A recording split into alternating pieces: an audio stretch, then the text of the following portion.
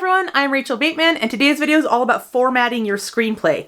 Unlike in novels, when we have a bit of leeway in our style and how we write, screenplays have a very strict format we need to follow, and there's a quite specific reason for that I'll get into in just a minute. But first, I want to show you what a page of a screenplay looks like, just so you kind of have it in your mind what we're talking about. So I printed off the opening scene of Kevin Williamson's Scream script. This is the opening with Drew Barrymore, otherwise known as one of the best cold openings in film history.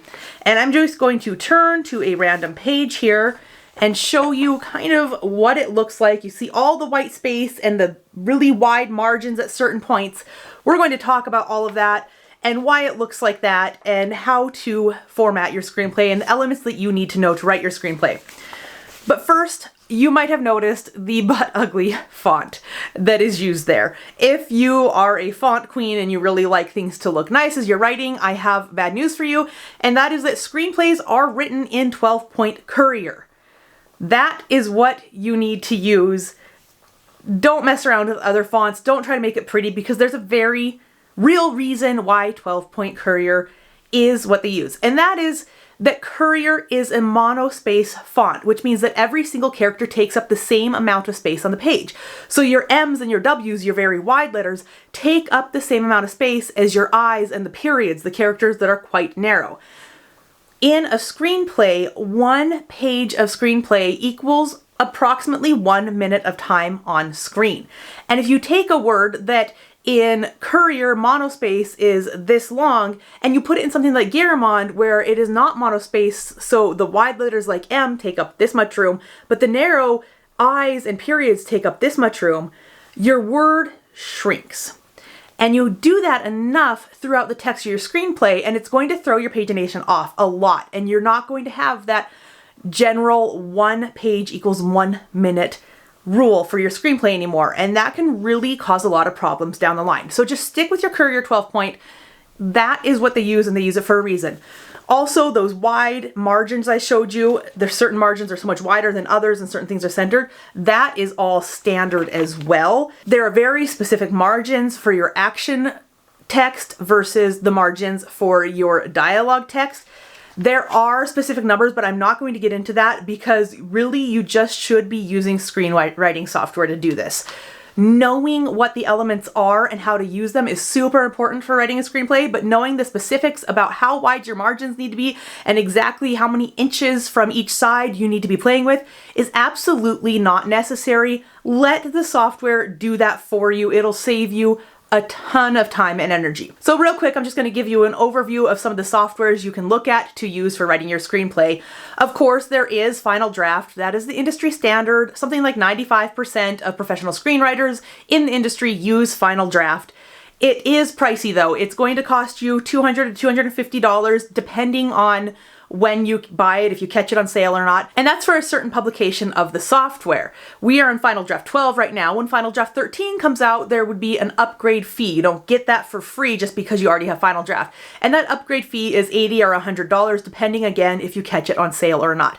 That said, you don't have to update and upgrade to the next version just because it came out. There are screenwriters who are using older versions of Final Draft. There are some who are using Final Draft 8 still, and it's fine. It works. That said, there are a lot of options that are much, much cheaper or free that you could get into to write. One that I've used a lot and enjoy is Fade In. There is a free version with a caveat. Your free version, if you print it out, there's going to be a Fade In watermark on it. If you're just doing it for your own usage, that's totally fine. But if you're wanting to submit it to anyone or share it around, you're going to want to get rid of that watermark.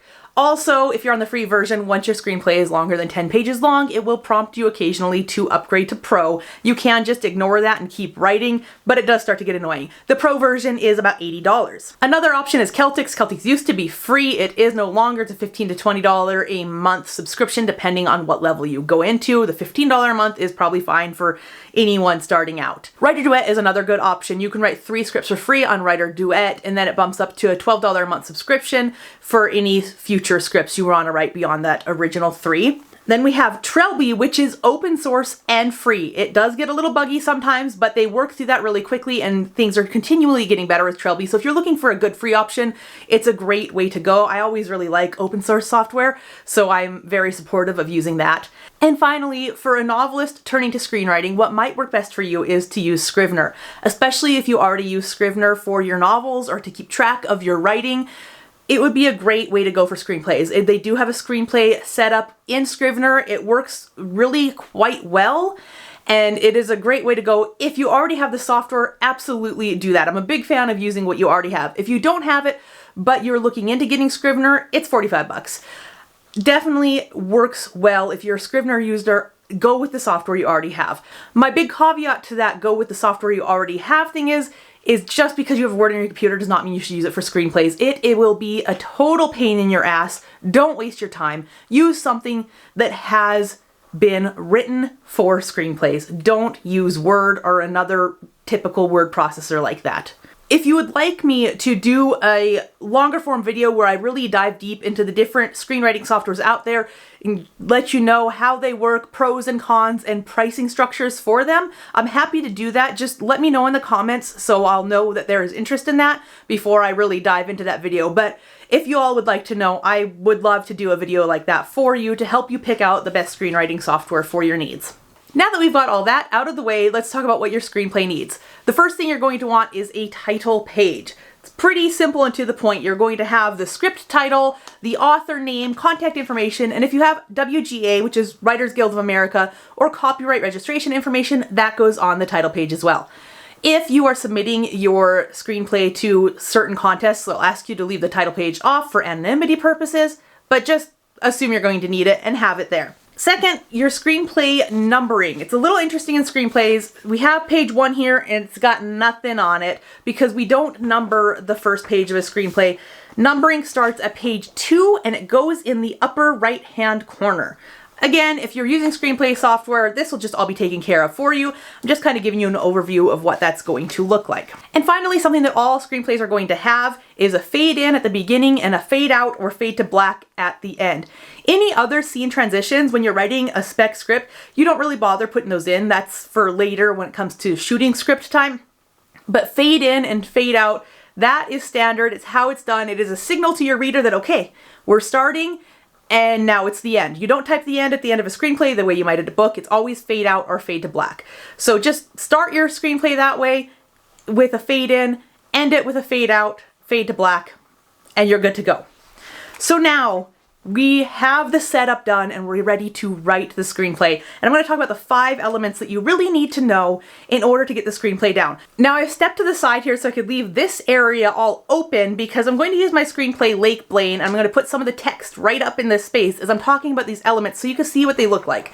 Now this is a very, very rough draft. I considered cleaning up these parts for this video, but in the end, for the sake of transparency, I'm just going to put them out there the way I wrote them in the rough draft. So take these all with a grain of salt, or if you want to make a game out of pointing out what I could have done better, more power to you. Have fun with that. I really, really don't mind you criticizing and critiquing this. I'm just using it to show you what it looks like. So, as I started with fade in. Now, the first element of your screenplay after that is the slugline or scene heading. And the scene heading slugline has 3 parts. First of all, it's put up in all caps, so it's nice and bold on the page. And the first part is either INT for interior, EXT for exterior, or I/E for interior exterior. This is very self-explanatory. It tells you where in space this takes place. Are you inside? Or are you outside? Or in the I/E interior exterior situation that's typically used if you are in a vehicle driving down the road. You're inside the vehicle, but you are in the outdoors. The next thing you have in your slugline is the location. This could be kind of broad, where we have an exterior lake house, or you could get more specific and do something like interior lake house / Lennon's room. So we know we're not just in the house, but we are in this one specific room. And the third element of your slugline is the time of day. And you don't have to get fancy or specific with this. We don't need exterior lake house 2 p.m. Day or night. Day or night. That's all you need. You're just indicating to the production team when this takes place. Is it day or night? Now, if there's a very specific reason where you need this to happen at sunset or at dawn, you can put a more specific time there. But typically day or night is all you need, and you leave the rest up to the director and the rest of the production crew to figure out exactly when they're going to film it. For a quick example of what a slugline looks like, my opening scene of Lake Blaine, we have fade in and then exterior, lake house, night. This is an establishing shot to show the house that they're at. You get a little bit there, and then it immediately moves into exterior lakeside night. And my third location there is exterior fire pit night. So in a very quick succession, and I'm leaving stuff out here, but just roll with this. In a very quick succession, I have established that we're at a lake house, and then we have a scene that takes place right at the side of the lake and then up at the fire pit. So I have a few locations all outside, all at night, all kind of happening at the same time, and you get that based on that night tag. Sometimes you'll have a scene that takes place in a specific location, like my exterior fire pit night scene, and then a chunk of time will pass and you'll have the next scene take place at that exact same location, but you want to indicate that time has passed. So you might start the next scene with exterior fire pit night later, or even just exterior fire pit later. That later gives a little indication that, okay, time has passed, but not necessarily days. It's just a little passage of time. Another way to show that is with what is called a subheading or a mini slug, where you leave out a lot of the details. So in that instance of the exterior fire pit later, you could leave out exterior fire pit. We are already at the exterior fire pit at night. We know that. So you could do a mini slug and it's all caps just like the main slug, but all it says is later. And then you start the next scene. In the same way, if you're moving around the same big main location, but there are smaller locations within it that you want to bounce through, you could use a mini slug for that. So in this instance, I've started with the exterior lake house night, and then I moved to exterior lakeside night, and then exterior fire pit night. But then I have some bouncing back and forth between one group of characters who are at the fire pit and another character who is at the lakeside. So after I've established those three scenes and those three settings, I'll do some stuff at the fire pit, and then I'll just write a subheading or a mini slug that says lakeside, and go back to my character at the lakeside, and then fire pit, and back to my characters at the fire pit. Because I've already established that those are my locations I'm working with in this sequence of scenes. And so I could use a mini slug instead of having to have the full slug line there every time. This also works if you're like moving through an interior scene in a house. To give an example that I don't have in my screenplay right here, so I'm just going to make it up. Say we are following Jack as he's getting ready for his football game. So we start interior Jack's house, bedroom, day. And we follow Jack for a little bit, but then he goes out into the hallway. We don't have to go interior Jack's house, hallway, day. We could just mini slug that hallway and then move him to the bathroom, then the living room, or whatever you want to do. Now, there are a couple caveats with that. If you're doing something like that second example and moving someone throughout a location using mini slugs, do that very, very sparingly. If it plays a very specific role in the plot and the forward motion of your screenplay, go ahead and add those mini slugs and move it along. It's definitely more cinematic to have a character moving throughout the house as they're getting ready instead of just sitting static in one room and watching them. But the thing is, the cinematic approach to that's really should be left up to the discretion of the director. So only put that in there if it's actually crucial to telling the story. Otherwise, just be interior Jack's house day as we go through watching him get ready, and let the director decide how he moves throughout the house. The other caveat is if you step from the living room to the front porch, you can't use a mini slug for that because you're not inside anymore. So even though you're still at Jack's house, you can't go from interior Jack's house living room day to front porch day. You have to have a full slug line there to declare we are now exterior Jack's house day. Another thing you throw in there that looks a lot like a mini slug but isn't actually is a super. Super stands for superimpose. And you see this when you come in on an establishing shot and then you have on the screen New York City, 1929. Or you're jumping forward in time, so up on the screen on this scene is 2 years later. You would write that kind of like a slug line and just all caps super, 2 years later, or super, New York City, 1929. You can underline that if you really want it to stand out, but just all caps works fine. So the second element you need to know in your screenplay is the action. And we call any text that isn't dialogue the action text in a screenplay, but it's action and description. It's not just straight action all the time. In a screenplay, you're going to really try not to over-describe things, but you do need to put the reader in a world and let them know where they're at. So there will be just some description there and it's all called action, even if you're just describing. Action text always comes after the slug line. You don't ever jump directly into dialogue. You know, sometimes in a novel, you'll start a chapter straight into the dialogue and then kind of catch us up with where the characters are and what they're doing. We don't do that in screenplays. We have the slug line and then you have some action lines. Even if it's just like one line to get you set into the scene of where you're at before you jump into the dialogue, you need to have something. Going back to that opening scene I was talking about in Lake Blaine, at the lake house, I told you it was an establishing scene. So my action text in the scene really doesn't have much action. It's a description to establish where we're at and let the reader and then the viewer get an understanding of it. So it reads like this. Fade in. Exterior lake house, night. Large affluent house at the top of a sprawling lawn leading to a small beach and dock. A fire crackles at the end of the lawn, people surrounding it. Indistinguishable voices laugh and talk. It's a typical summer night at the lake. And that's the whole scene before we cut to exterior lakeside night, because it just exists to get us grounded in the movie before we really start moving into the action. So I'll jump forward a little bit to give you another little view of action text. I told you we jumped back and forth with these little mini slugs between the fire pit and the lakeside. And this is a point where we hit lakeside. So we have the mini slug lakeside and then the action. Mac pushes past a dense bush, stepping on a thick branch. Crack. It breaks beneath her weight. Her breath is fast and heavy now. She stumbles, rights herself, takes another step when her arm is grabbed from behind. So there's a couple things that might have jumped out at you in that little bit of action. One, you keep it short and to the point. I've mentioned this several times in this video series, I know, but we're not overly verbose in screenplays. There's not a ton of description, enough to set the scene and get us going, but really we're just moving things along. The other thing is that screenplays are invariably written in third person present tense. And I know as novelists, that's really gonna grate on some of you because third person present tense seems to be the most hated point of view and tense combination we can find when we're writing novels. That's how screenplays are written. We write them as if what is happening on the screen is happening right now. It does not matter when it takes place. It is happening in front of us right now. So we write it in third person, present tense, always. The other thing is that we really need to focus on writing only what can be seen and heard. We're not describing what she really feels. Occasionally you can mention fear or joy, but we're not describing those deep feelings. We're expecting the actor to interpret this script and show those emotions.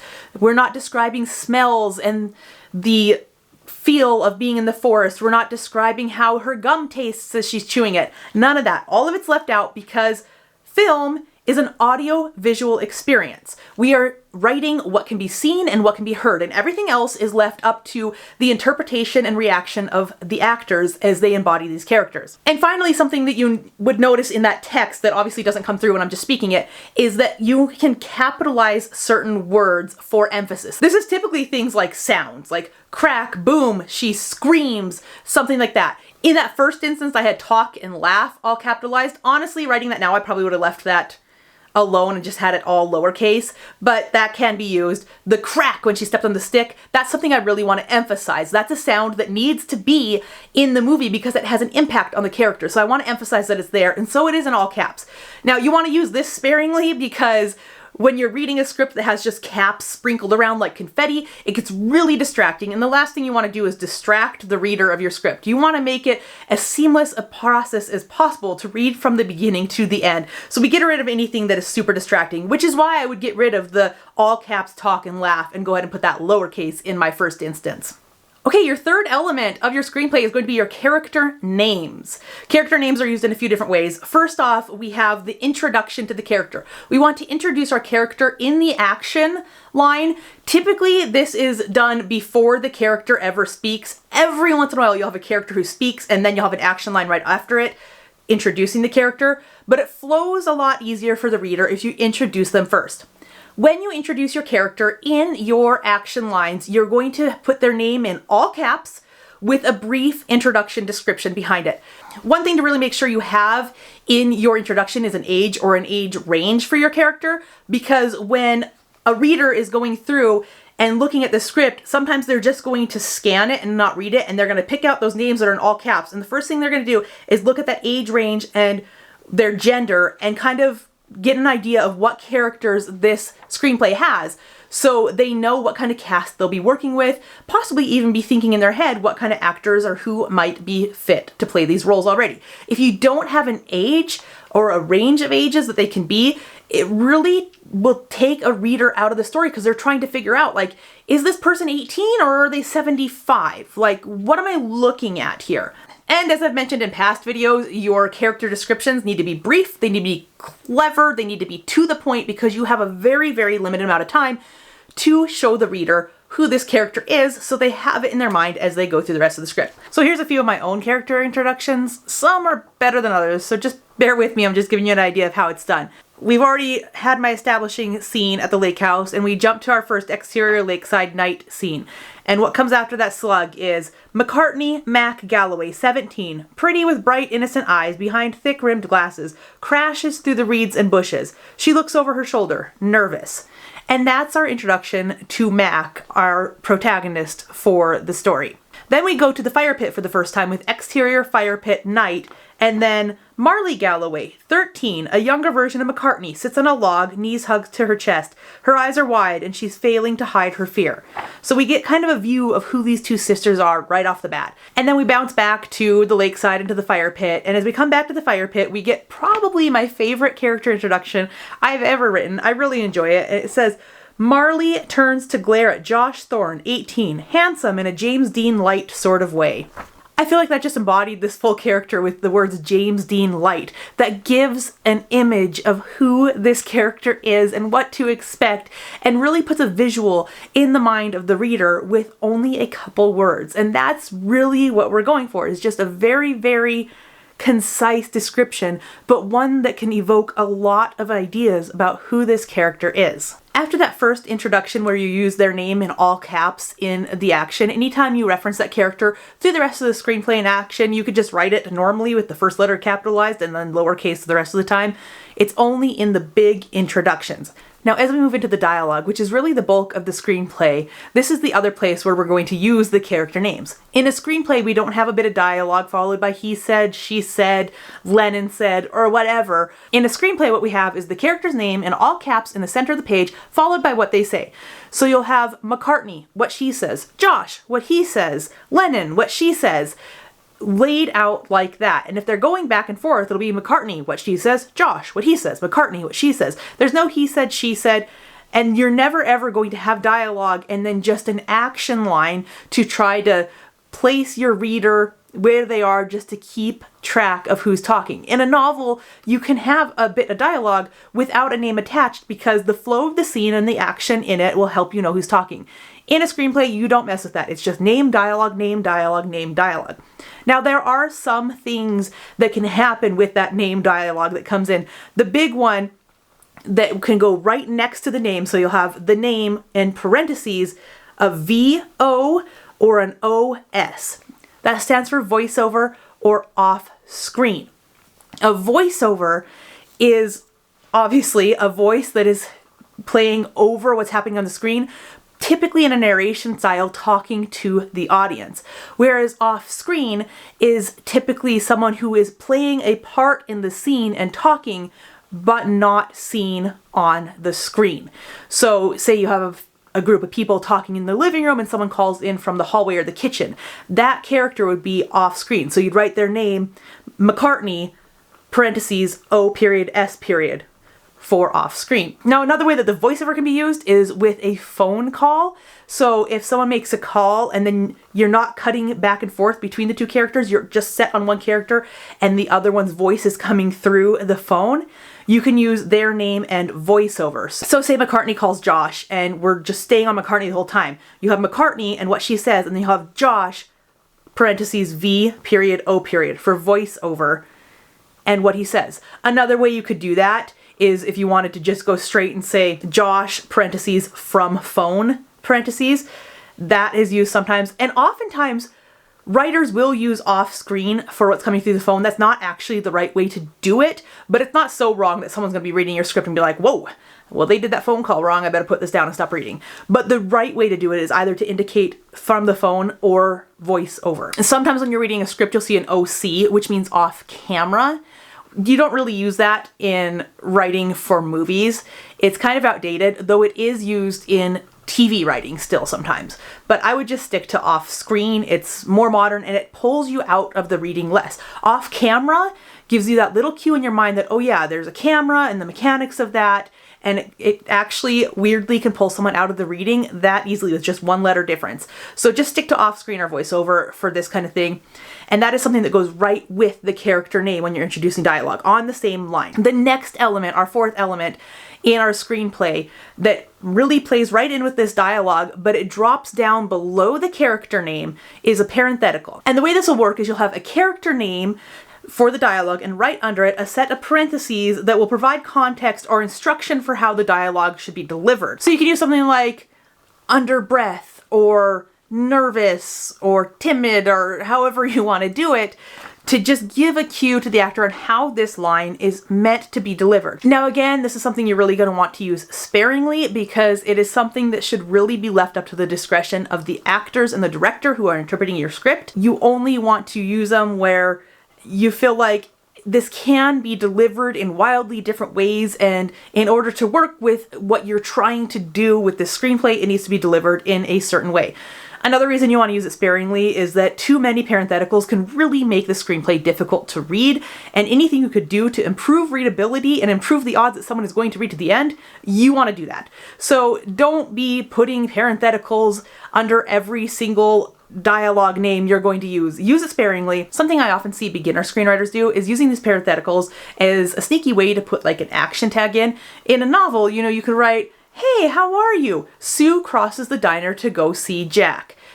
I haven't seen you in forever. How's your family?" Terrible dialogue, but just roll with it. I will see this happen sometimes. Beginner screenwriters will write their character name, McCartney, in parentheses, sitting on the bench next to Josh. Then her dialogue. Nope. We're not doing that. Parentheticals are not there to give extra action or to sneak in action tags to put us more in the moment of the dialogue. They are there to give an indication of how the dialogue should be delivered, and they are there to be used very, very sparingly. Our fifth and final element you need to know how to write for your screenplay is the actual dialogue. This is the big one because most of your screenplay will be dialogue. It is absolutely the most important thing you're going to write. Dialogue on a page, I'm going to pull up this page from Scream again, has a very specific format with the name and the dialogue, and notice those giant wide margins there. It really, really is centered on the page with a lot of room around it, and that just gives a good view and readability for the screenplay. Now, sometimes you'll have two characters who talk at the same time, and in that case you can put them side by side in parallel dialogue right next to each other. There are other ways to do that. If one character is talking and another character overlaps only part of their sentence, there are ways you can do that, and that really digs into more specific, deeper screenwriting. But what you really need to know about dialogue is it is centered on the page and is just what they are saying. Don't put parentheses or action in with it. It is the character name, what they said. The character name, what they said. Sometimes you'll have a character name, what they said, and then there will be an action line which is formatted as an action block, not part of the dialogue, and then that character will continue talking. When this happens, you'll have character name, dialogue, action, same character name with parentheses with CONT''D for continued, and then keep going. Now you don't have to do that continued thing, but if you're using screenwriting software, most of them will automatically put that in for you, so just go with it. And that just helps the flow of remembering who was talking before the action. Sometimes your dialogue will get to the end of a page and it's still one block of dialogue that goes to the next page. So what will happen there is you'll have the character name and the block of dialogue, and at the end of those words, parentheses with more. And then on the next page, you'll get the character's name again with, again, the continued in parentheses, and then just continue that dialogue. That all has to do with just readability of the script and ways that dialogue are formatted. And while it is nice to know what those things are for and why they show up and how to use them, if you are using screenwriting software, it will do it for you.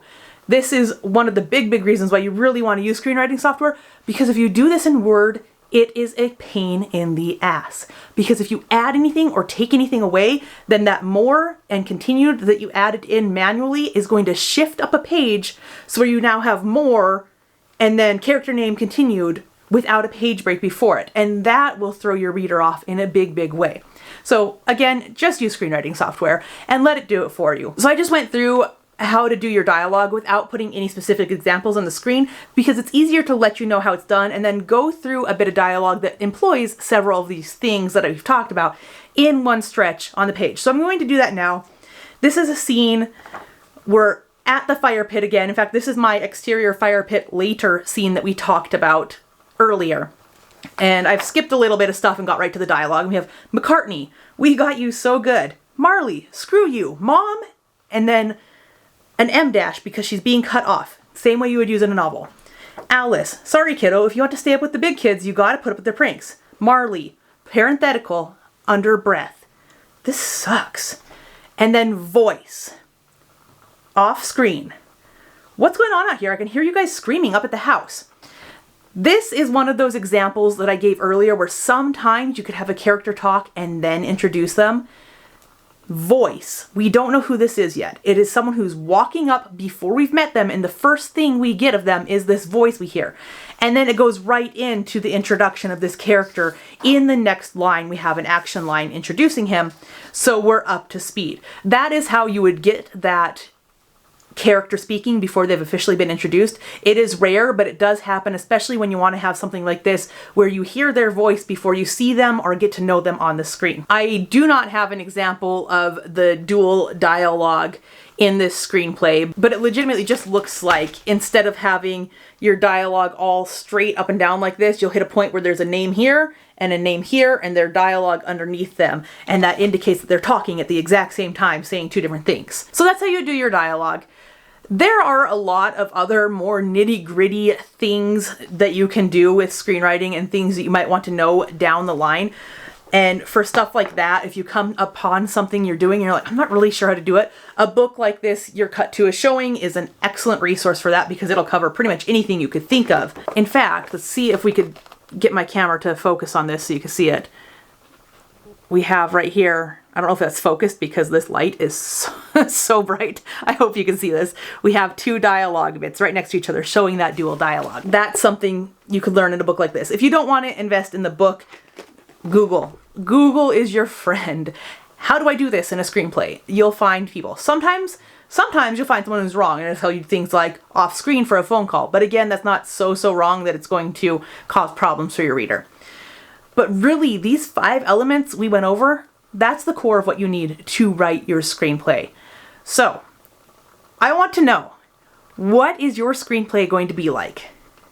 Tell me down in the comments, even if you're just coming up with it right now. Let me know what you're working on and what kind of screenplay you want to tackle. And while you're at it, go ahead and subscribe to my channel and hit the little bell so you're notified of future videos so you can follow along for the rest of these videos in my Screenwriting for Novelists series. Alright everyone, I am Rachel Bateman. Thank you so much for watching this video. If you have any questions about screenplay format, go ahead and drop them down in the comments, whether they're the more general formatting questions or some super specific ones. If I don't know the answer off the top of my head, I will find out and get an answer for you. And then I will see you back here next time.